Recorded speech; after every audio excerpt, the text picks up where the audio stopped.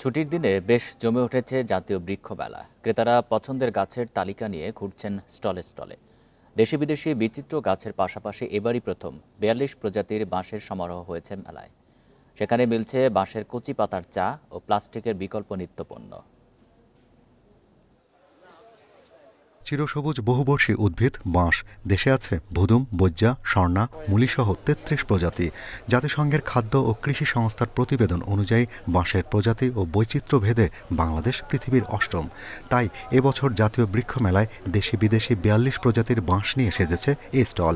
এখানে আছে বাঁশের তৈরি নানা রকম নিত্যপণ্য, যা ক্ষতিকর প্লাস্টিকের বিকল্প হতে পারে। আরও আছে এই উদ্ভিদের কচি পাতার নির্যাস থেকে তৈরি চা। কমপক্ষে ৮০টা ক্ষেত্রে বাঁশের কাজ হয়। বাঁশ থেকে বর্তমানে সুতা হচ্ছে, বাঁশ থেকে বিদ্যুৎ হচ্ছে, পেট্রোল হচ্ছে, বাঁশের যে চারকোল এটা দিয়ে সাবান তৈরি করা যায়, বিভিন্ন ক্ষেত্রে ব্যবহার হয়। এবং বাঁশের পাতা যেটা দেখালাম আমরা, বাঁশ পাতা এটা কিন্তু চমৎকার একটা পানীয়। এর মধ্যে প্রচুর সিলিকন থাকে, এটা হাঁটুর ব্যথার জন্য, হাড়ের ব্যথার জন্য এটা ভালো কাজ করে। ছুটির দিন হয়, মেলায় দর্শনার্থীর সমাগম বেড়েছে। তারা ফলদ ঔষধি ফুলের গাছ খুঁজছেন, পছন্দের তালিকা মিলে গেলেই কিনে ফেলছেন। নগরের ছাদ বাগান থেকে গ্রামের বাড়ির আশেপাশে রোপণ করতে তাদের মেলায় আগমন। বিভিন্ন রকম ফলজ বনজ সব পাওয়া যায়।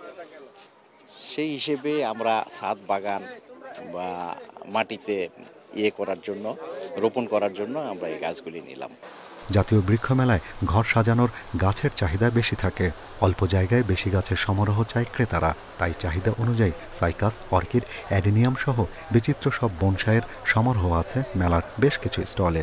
১২০টা রকমের নতুন নতুন ফল গাছ আমরা এনেছি, যেগুলো সম্পূর্ণ পরীক্ষিত। আমরা সম্পূর্ণ গাছগুলো হচ্ছে আমাদের মাদার বাগানে এনে গাছগুলোকে ফল ধরায় এখন সেগুলো থেকে কলম তৈরি করে আমরা গ্রাহকদের কাছে দিচ্ছি।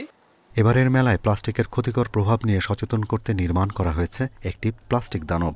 পরিবেশ বান্ধব ব্যবহারযোগ্য পণ্যের সমারোহ নিয়ে স্টল করেছে পরিবেশ অধিদপ্তর। Shahriar Anirban, independent news, Dhaka.